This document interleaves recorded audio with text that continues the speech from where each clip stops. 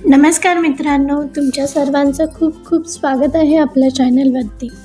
तर आज आपण बोलणार आहोत एका अत्यंत पवित्र, वैज्ञानिक आणि आनंददायी सणाबद्दल सविस्तर माहिती जाणून घेणार आहोत.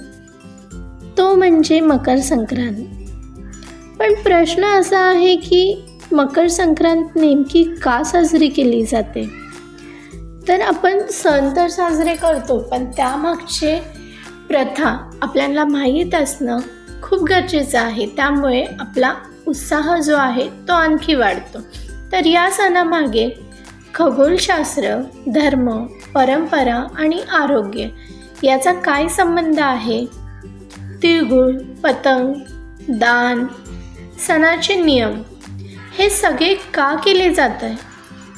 तर आजचा हा व्हिडिओ शेवटपर्यंत पाहिलात तर मकर संक्रांतीकडे पाहण्याची तुमची दृष्टीच बदलून जाईल.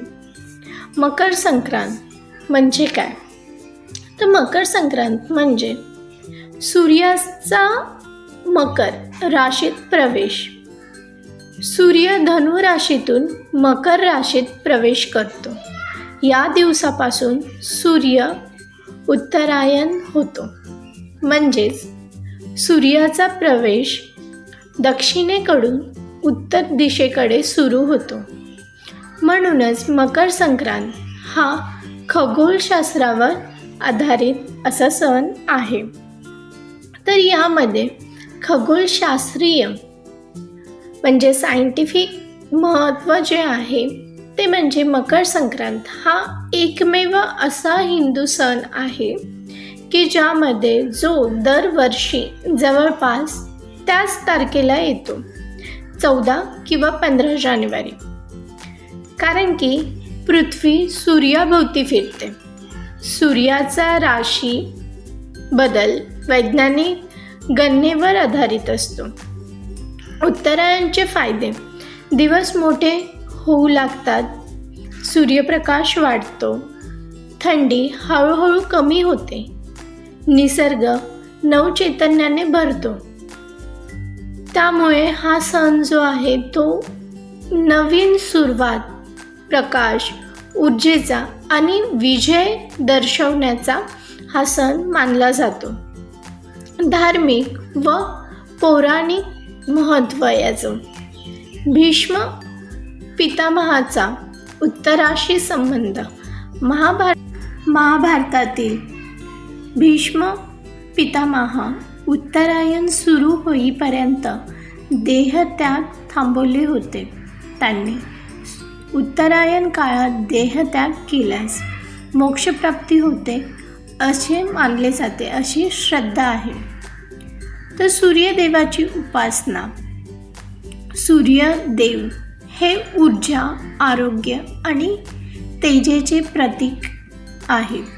म्हणून मकर संक्रांतीला सूर्यदेवाची पूजा केल्याने रोगनाश, आयुष्य वाढते, मन शांती. गंगा स्नानाचे देखील या दिवशी खूप महत्त्व आहे.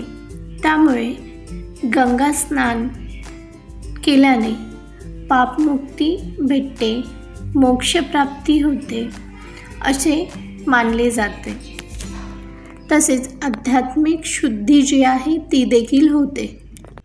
मकर संक्रांतीच्या सणामध्ये आणि दान धर्मामध्ये तुम्हाला काही दानांना देखील महत्त्व आहे.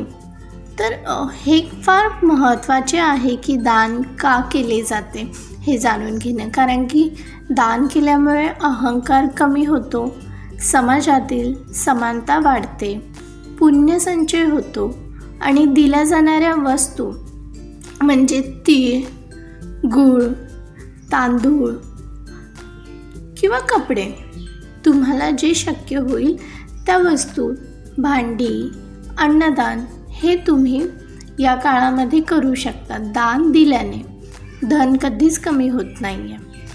तर नकारात्मकता जी आहे तर ती कमी होते. त्याच्यामुळे दान धर्माला देखील मकर संक्रांतीच्या कालामध्ये खूप महत्त्व आहे. तिळगुळ का वाटतात?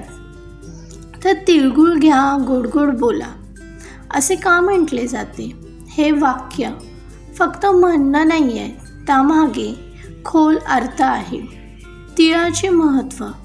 शरीराला उष्णता देतात, हिवाळ्यात ताकद वाढवतात, हाडे मजबूत करतात. आणि गुळाचे महत्त्व म्हणजे पचन सुधारते, रक्तशुद्धी करते, थंडीपासून संरक्षण मिळते. सामाजिक संदेश म्हणजे यामध्ये भांडण विसरून गोड बोलून नाती सुधारण्यासाठी तिळगुळ घ्या, गोड गोड बोला असे म्हटले जाते.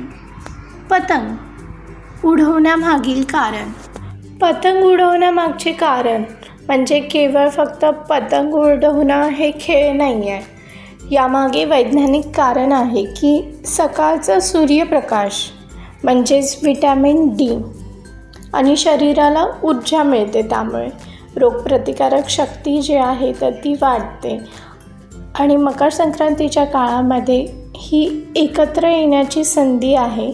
आनंद, स्पर्धा, उत्साह याचा हा मेळ आहे. तर कृषी आणि निसर्गाशी नाते. मकर संक्रांती सण म्हणजे शेतीचा सण. या काळामध्ये पीक कापण्याचा काळ, शेतकऱ्यांच्या मेहनतीचे फळ आणि निसर्गाबद्दल कृतज्ञता म्हणूनच हा सण कृतज्ञतेचा, समृद्धीचा सण आहे. त्यामुळे आपण पाहिले असेल की गावी आपण पाहतो की मकर संक्रांत हा सण जो आहे तर तो सगळीकडेच मोठ्या उत्साहाने साजरा केला जातो. आणि आजच्या काळात मकर संक्रांत का महत्त्वाची आहे तर आजच्या धावपळीच्या जीवनात माणसं जे आहेत तर ते दूर जात आहेत, नाती तुटत आहेत, तणाव वाढतो आहे. तर मकर संक्रांत जी आहे तर ती शिकवते गोड बोलायला, एकमेकांना माफ करायला आणि निसर्गाशी जोडून राहायला. तर अशा पद्धतीने जर मकर संक्रांत का साजरी केली जाते ह्याच्या मागचं जर तुम्ही रहस्य माहिती जर तुम्हाला माहीत असेल तर ती सण साजरी करताना तुमचा उत्साह जो आहे तर तो डबल होतो. त्यामुळे सण आपण का साजरी करतो आहे हे देखील जाणून घेणं तितकंच महत्त्वाचं आहे. आणि ही माहिती जर तुम्हाला उपयुक्त वाटली असेल तर हा व्हिडिओ तुमच्या फ्रेंड सर्कलमध्ये, फॅमिलीमध्ये नक्की शेअर करा, जेणेकरून त्यांना देखील ह्याची माहिती मिळेल. आणि जर तुम्ही चॅनलवरती नवीन असाल तर सबस्क्राईब करायला विसरू नका, जेणेकरून अशाच उपयुक्त माहिती तुम्हाला लगेचच भेटेल. आणि आपण लवकरच भेटूया अशाच उपयुक्त माहितीसह. तोपर्यंत टेक केअर, बाय बाय.